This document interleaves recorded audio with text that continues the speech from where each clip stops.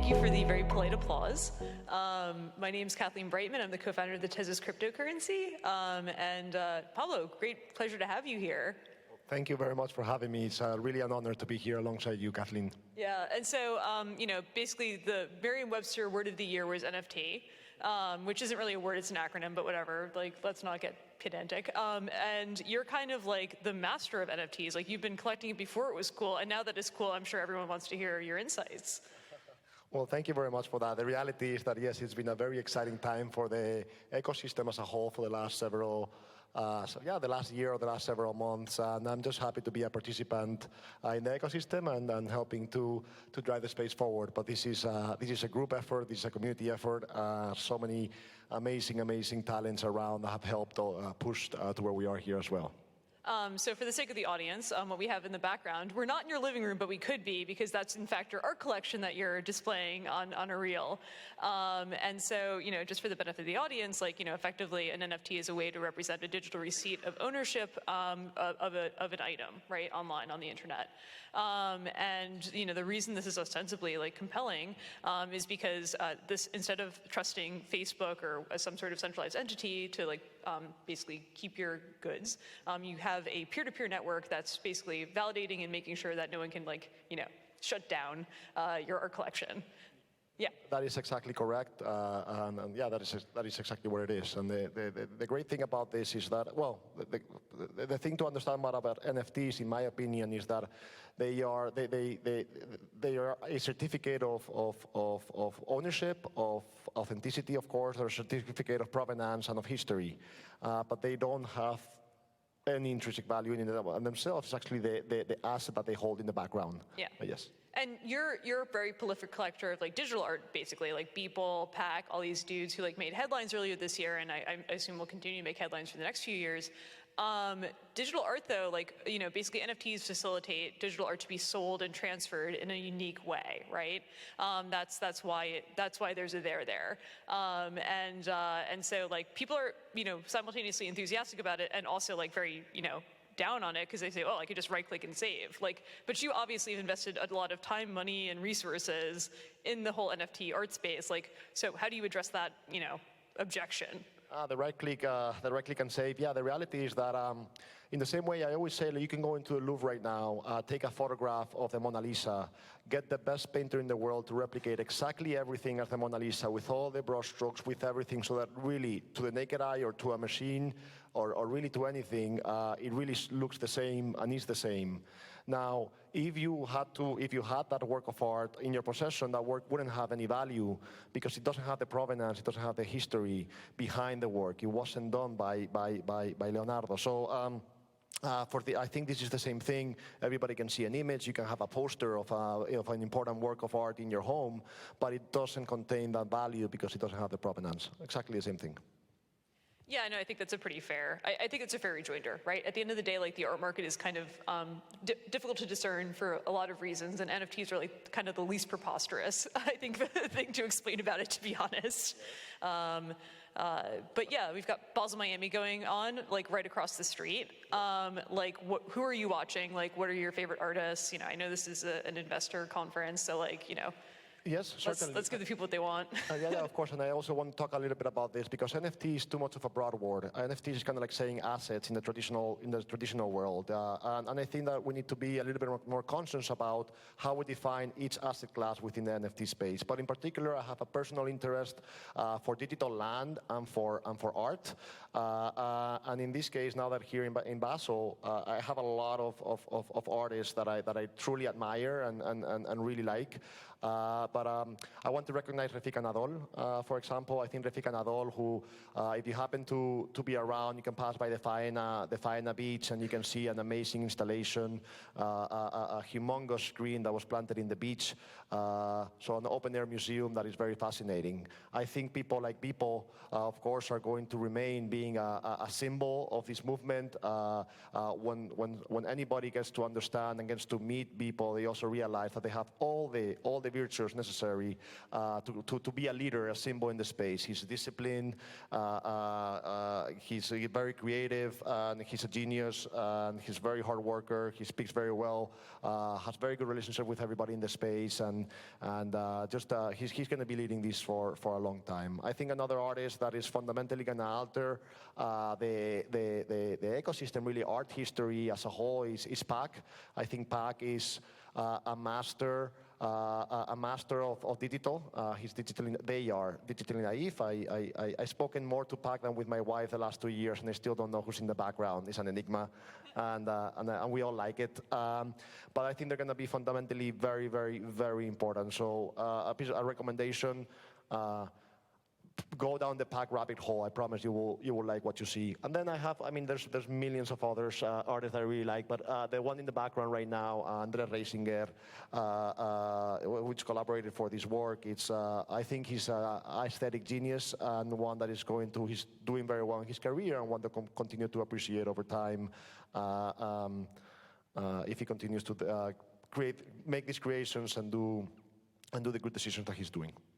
Yeah, it's kind of bizarre that basically this space didn't really exist this time last year, and now you're talking about blue chip artists. I'm like, oh yeah, that's right. They sold a bunch of work on Sotheby's. Record-setting level, yeah.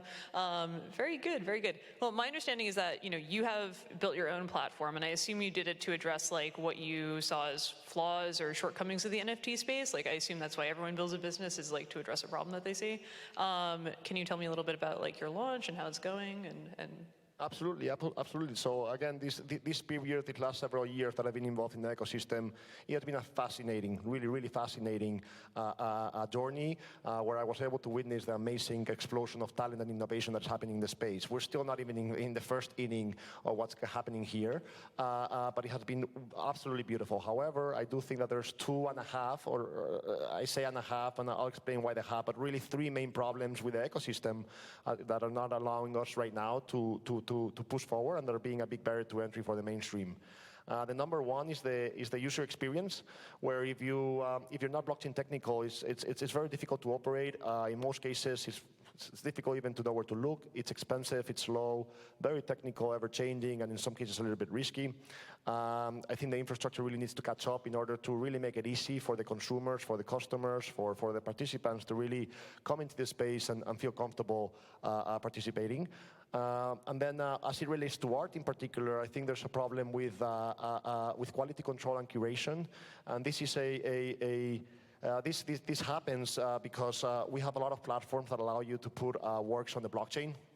And we do this very well, but I think some of these platforms are lacking some of the support that is necessary to continue a career. I would say also just basic professionalism.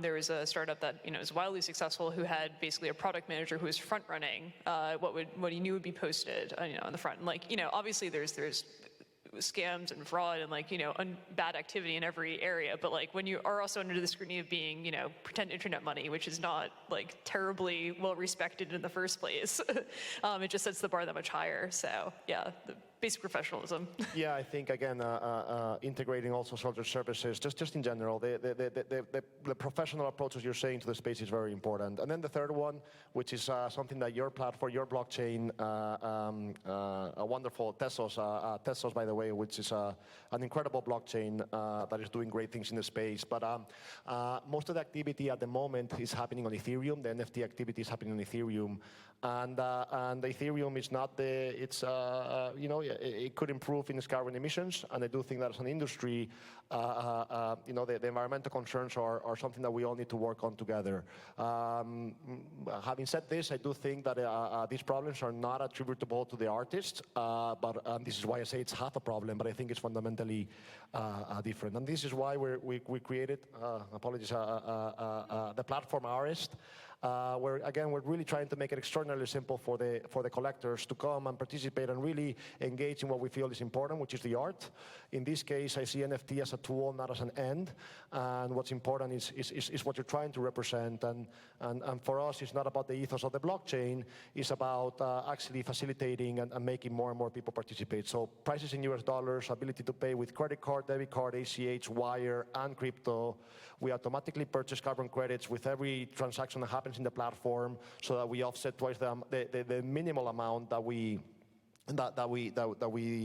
put out, and we're partnering up with what we think are the best service providers in the ecosystem to really give that optimal experience. In addition, we have also brought together what we think are some of the most knowledgeable and experienced people from the traditional art world to really help us, again, be that liaison between the old and the new, between the analog and the digital.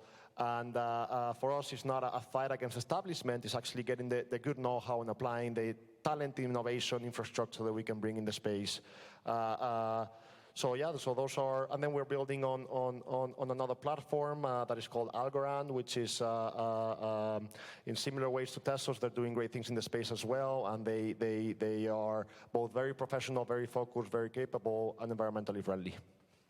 All good things. So the sort of when I speak to people who work in the traditional art world, and like once they get past like having their brain broken by like the crypto stuff, like whatever, you come to realize that that's actually a very like rarefied space. It's actually quite like a small group of people who can afford to do this as like a hobby.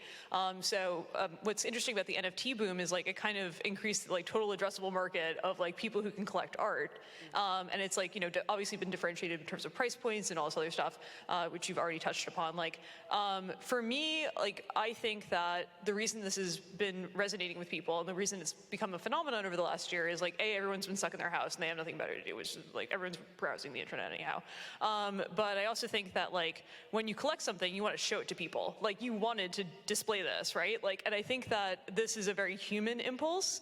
And this is also something where like, hey, if you can actually own it and trade it with people, like you get this sort of like fun game of it as well. So like for me, this is just like a little bit reflective of the pandemic phenomenon, but it's also just like an inherent part of like, you know, our human condition is that we like want to show things off, and collecting things are an expression of, you know, your taste, right? Why do you like collecting digital art? Well, I'm just fascinated by the creatives in particular, but I do like to enjoy things together. I think that the NFTs, in particular digital art, made people realize, or made me realize that everybody really was fond of positive aesthetics, of culture. Everybody wanted to participate. Perhaps the traditional ecosystems for participating in art were a little bit more, the right word is not coming to me. I don't want to say elitist because it's not the thing, but it's a little bit more difficult to come in for the first time to an auction house. It's cloistered. It's, yeah. And I think that like people have realized that they can easily come into this, participate, be part of the culture movement that is happening, and I think that is fascinating. So we just like to share that together. Yeah.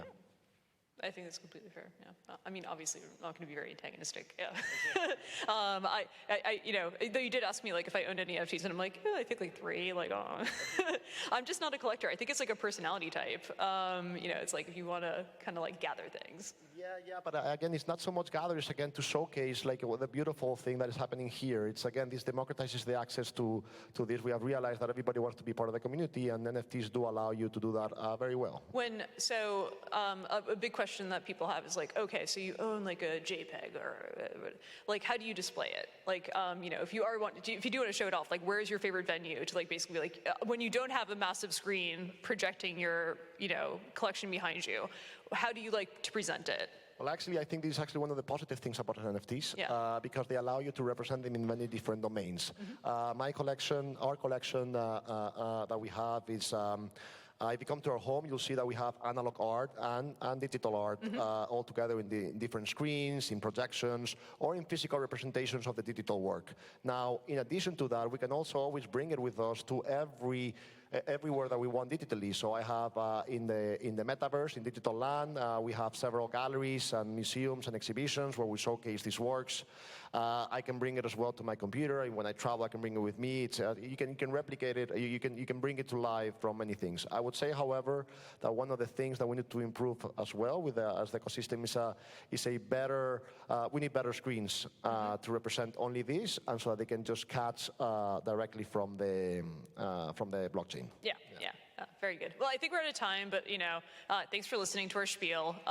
Obviously, you're both like, you know, pretty deep in the crypto stuff. So, you know, by all means, like reach out, Kathleen at Tesos.com. So. Yeah, thank you. Thank you very much. Thank you, Becky.